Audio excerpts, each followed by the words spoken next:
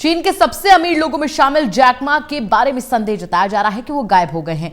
इससे पहले उन्होंने चीन की सरकारी एजेंसियों के कामकाज के तरीके पर सवाल उठाए थे। अब उम्मीद जताई जा रही है कि जैक मा से चीन सरकार उनकी दौलत लेना चाहती थी, जिसे देना जैक मा को मंजूर नहीं था। रिपोर्ट देखिए।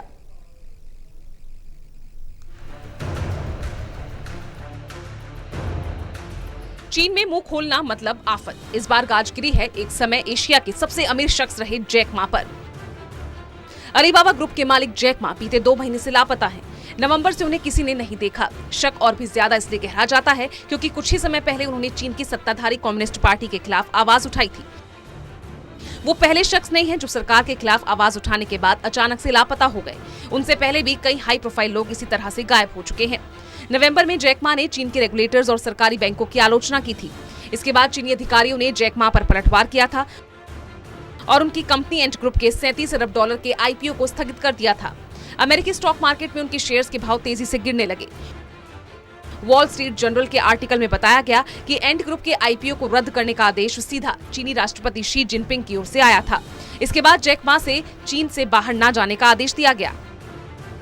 उनसे कहा गया था कि जब तक कि उनके अलीबाबा ग्रुप के खिलाफ चल रही जांच को पूरा नहीं कर लिया जाता, वो देश छोड़कर नहीं जा सकते।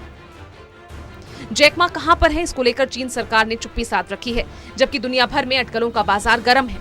अमेरिकी अखबार वॉल स्ट्रीट जर्नल की रिपोर्ट के मुताबिक चीन की कम्युनिस्ट सरकार जैक मा को उपभोक्ताओं के डेटा लेना चाहती है, जो अलीबाबा के संस्थापक के लिए दौलत की तरह से बेशकीमती है। उपभोक्ताओं के डेटा के लिए चीन सरकार जैक मा को बाध्य कर रही थी, जिसका वो लंबे समय से विरोध कर रहे थे। दरअसल चीन के वित्तीय नियामक चाहते थे कि जैक मा की कंपनी एंट ग्रुप अपने करोड़ों ग्राहकों का कंज्यूमर क्रेडिट डेटा उसे सौंप दे। चीनी रेगुलेटर्स के इस दबाव और राष्ट्रपति शी जिनपिंग के साथ विवाद के बाद जैक मा के पास बहुत कम ऑप्शन बचे थे। रिपोर्ट में चीनी अधिकारियों के हवाले से कहा गया है कि चीन की सरकार को इस बात की चिंता थी कि जैक मा अपने बिजनेस को लगातार बढ़ाना चाहते हैं, लेकिन उनका ध्यान वित्तीय खतरे को नियंत्रित करने की ओर कम था, जो कि देश का लक्ष्य है। पिछले हफ्ते चीन की एजेंसियों ने कहा था कि वो जैक मा की कंपनी एंट ग्रुप के खिलाफ एंटी ट्रस्ट जांच शुरू कर रहे हैं। साथ ही एंट ग्रुप को कंज्यूमर फाइनेंस ऑपरेशन को रोकने का आदेश भी दिया था। Special desk total news.